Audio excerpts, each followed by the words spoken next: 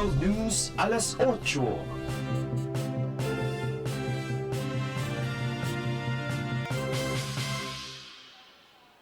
I am Princess Castro. Here are the latest stories. A university bus in Malaysia crashed into a minivan, killing 15 of its passengers this Monday. 14 were students and one was a bus attendant, while other passengers are critically injured. According to initial police report, the bus had lost control and hit the minivan from behind. Authorities have launched an investigation into the cause of the tragic accident.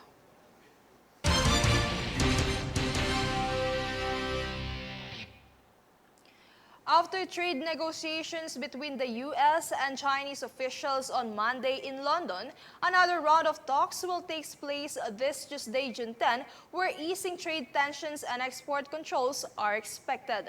Here's the full story.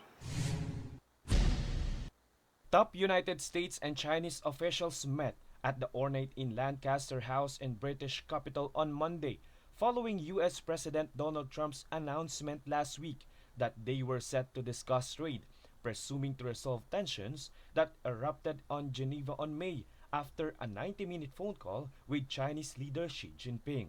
Another round and a second day of trade negotiations is set to take place on Tuesday, June 10, continuing the discussion and preserving the tariff truce between the two nations. Two major sticking points are China's control over the presumed rare earth minerals and its access to semiconductor technology originating from the U.S.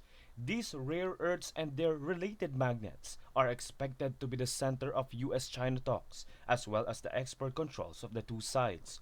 The trade talks is crucial for both countries' economy, as data shows that China had the sharpest drop of 34.5% since February 2020, with the country's exports to the U.S. The United States inflation and job market, on the other hand, has so far been muted, and the dollar remains under pressure from U.S. policymaking.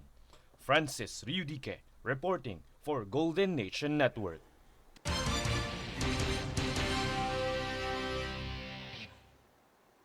Meanwhile, the United States military will deploy 700 Marines to Los Angeles until enough National Guard arrive, as the tension have been rising amidst the protests.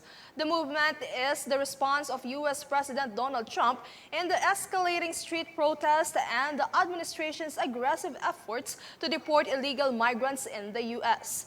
Last Monday, before the announcement that Marines would be deployed, police dispersed hundreds of protesters outside the Federal Detention Center in LA, the area where immigrants have been held. Following the formation of the National Guard in forming a human barricade, Los Angeles police starting to push people and firing gas canisters known as less lethal munitions. Meanwhile, the Trump's administration is not abiding the Insurrection Act, which would allow the direct participation of civilian law enforcement.